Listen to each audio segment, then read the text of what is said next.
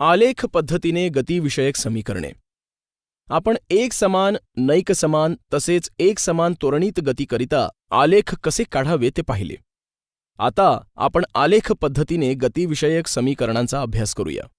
Sir Isaac Newton या British शास्त्रज्ञाने वस्तूच्या गतीचा अभ्यास केला आणि नंतर गतिविषयक 3 समीकरणांचा संच मांडला. न्यूटनने एका रेषेत गतिमान वस्तूचे विस्थापन, वेग, त्वरण व काल यातील संबंध या समीकरणामध्ये मांडला आहे. ते आता आपण पाहूयात.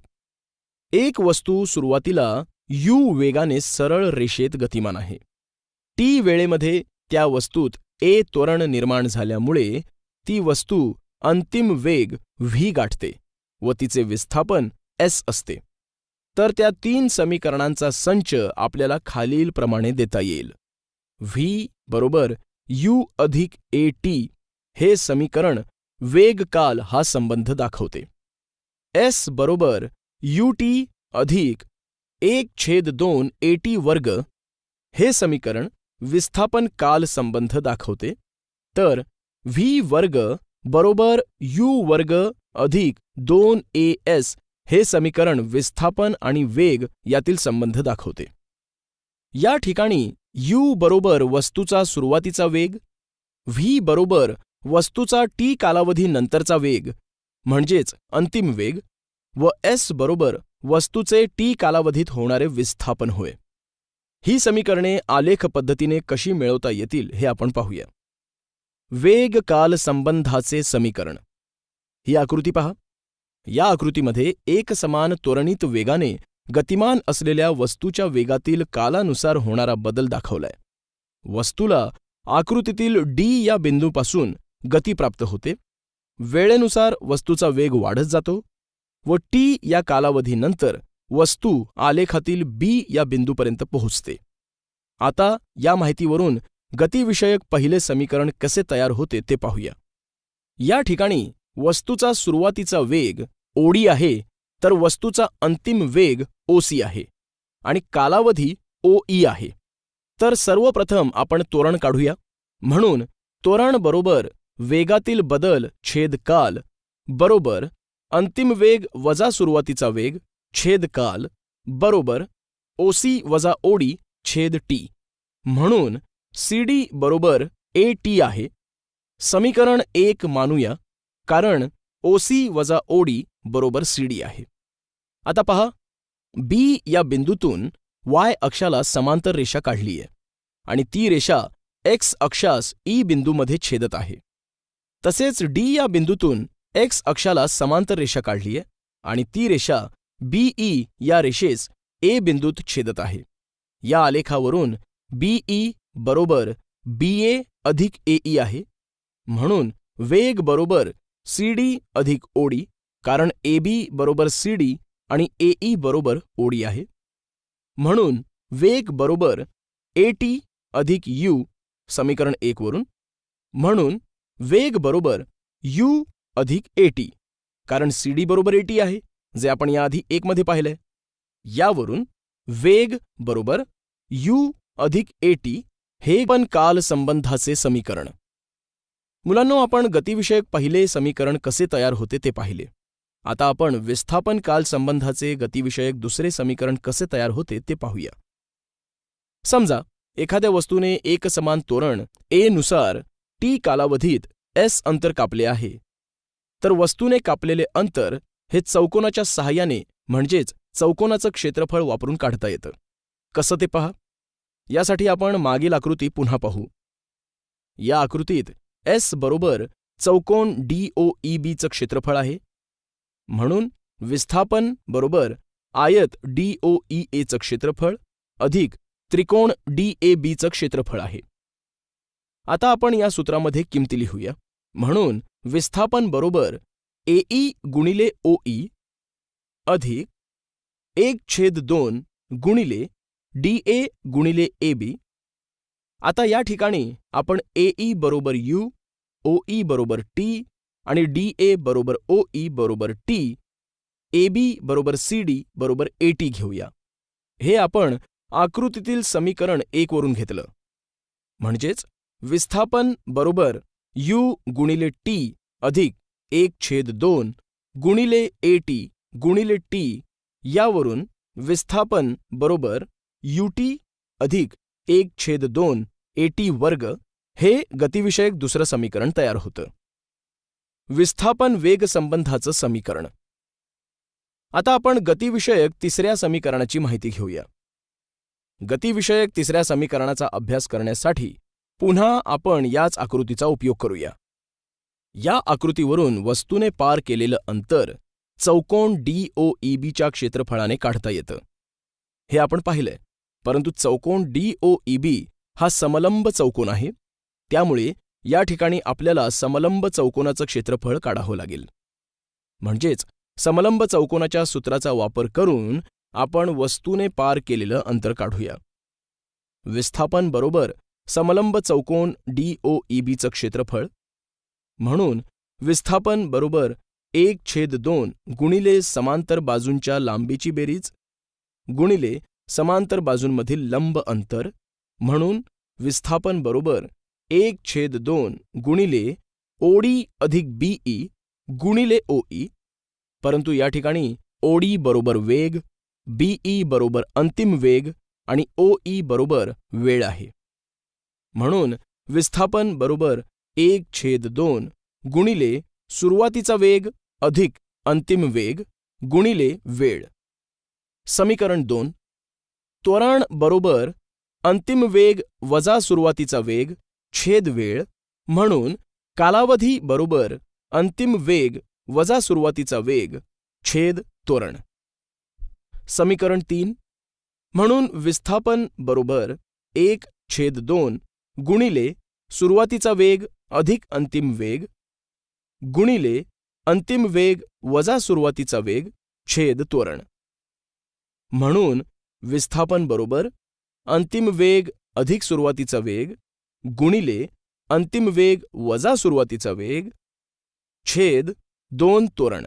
म्हणून 2AS बरोबर V अधिक U गुणिले V वजा U बरोबर V वर्ग वजा U वर्ग.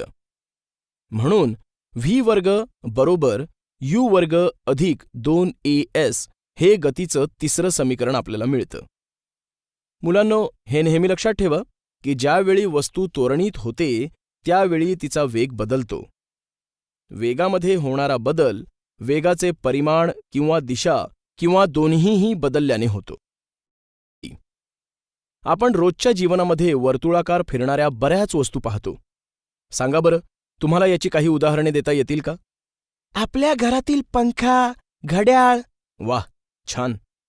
तुम्ही घड्याळाच्या सेकंद काट्याच्या टोकाचं निरीक्षण केलं असेल.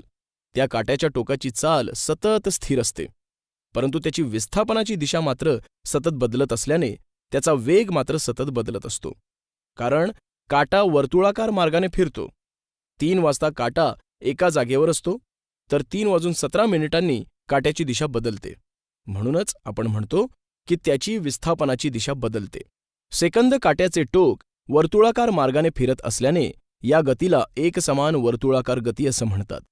यावरून असं समजतं की जेव्हा एखादी वस्तू एकसमान चालीसह वर्तुळाकार मार्गाने जाते तेव्हा त्या गतीला एकसमान वर्तुळाकार गती असं म्हणतात. आता ही आकृती पहा. या आकृतीत दाखवल्याप्रमाणे एक चौरसाकृती मार्ग काढा.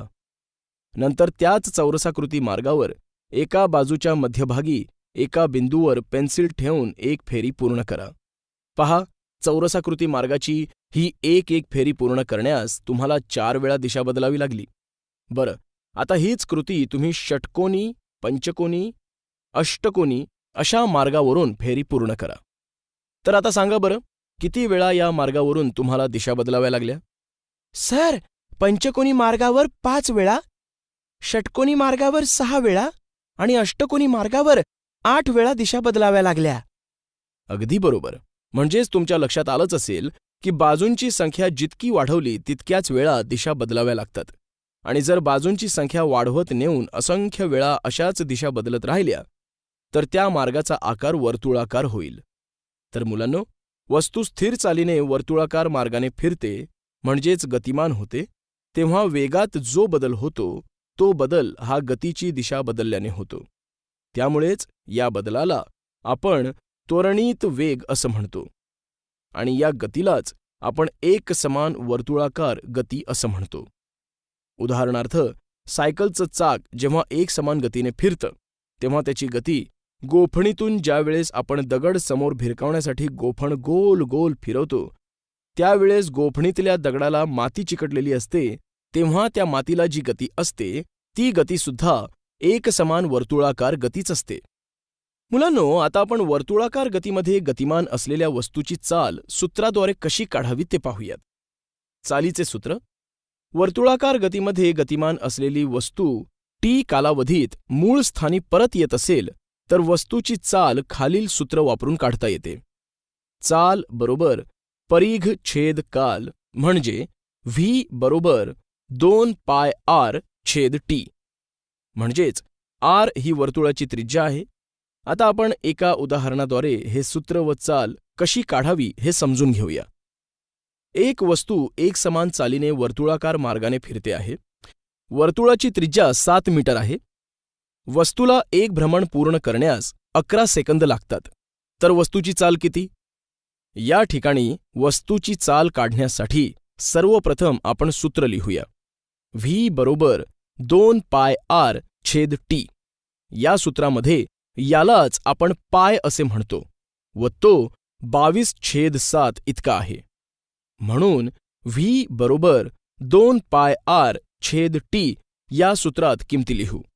त्या अशा आहेत: पाय बरोबर 22/7, काल बरोबर 11 सेकंद आणि वर्तुळाची त्रिज्या बरोबर 7 मीटर. म्हणून व्ही बरोबर 2 × 22/7 × 7 मीटर छेद 11 सेकंद बरोबर 44/11. म्हणून व्ही बरोबर 4 मीटर प्रति सेकंद.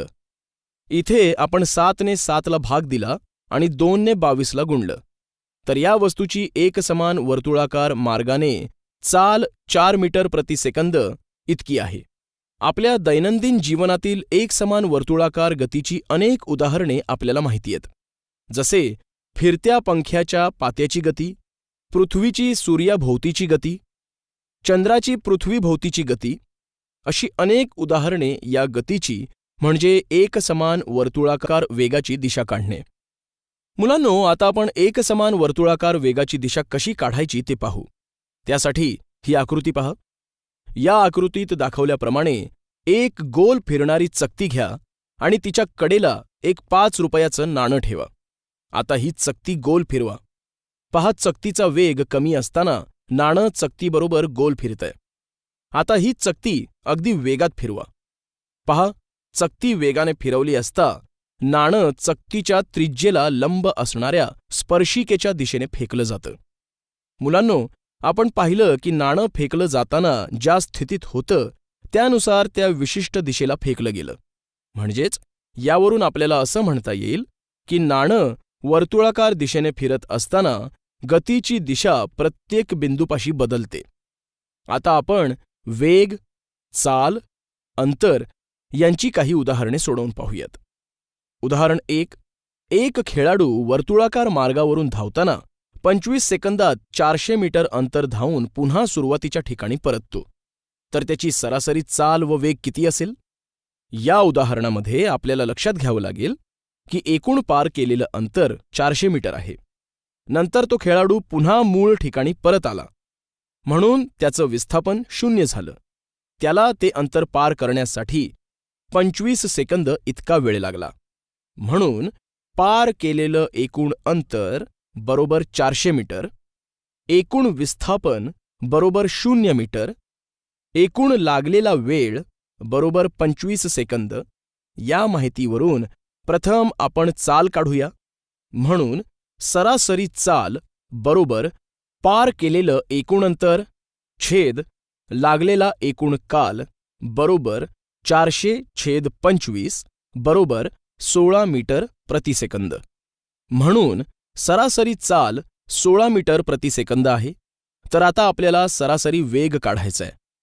सरासरी वेग बरोबर एकूण विस्थापन छेद लागलेला एकूण काल बरोबर 0,25 बरोबर 0 मीटर प्रति सेकंद, म्हणून सरासरी वेग हा 0 आहे.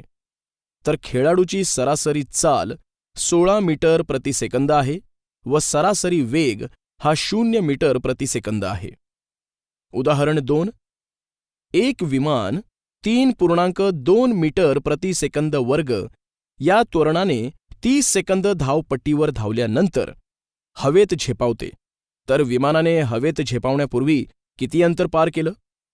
या उदाहरणामध्ये त्वरण बरोबर 3.2 मीटर प्रति सेकंद वर्ग, वेळ बरोबर 30 सेकंद, सुरुवातीचा वेग बरोबर 0 दिला आहे आणि आपल्याला अंतर काढायचं आहे. सर्वप्रथम आपण अंतर काढण्याचं सूत्र लिहूया. इथे s बरोबर अंतर, u बरोबर सुरुवातीचा वेग, a बरोबर त्वरण आणि t बरोबर वेळ आहे. अंतर बरोबर सरासरी वेग गुणिले कालावधी. विस्थापन बरोबर ut अधिक 1/2 at वर्ग या सूत्रात किमती लिहू.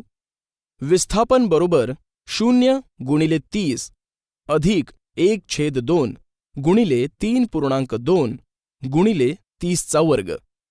विस्थापन बरोबर 0 अधिक 1/2 गुणिले 3.2 गुणिले 900. या ठिकाणी 30चा वर्ग बरोबर 30 गुणिले 30 बरोबर 900. विस्थापन बरोबर 1 गुणिले 3.2 गुणिले 1/2 बरोबर 1 गुणिले 3.2 गुणिले 450. इथे 900ला 2 ने भाग दिला आहे. विस्थापन बरोबर 1440 मीटर, तर विमानाने हवेत झेपावण्यापूर्वी 1440 मीटर अंतर पार केलं.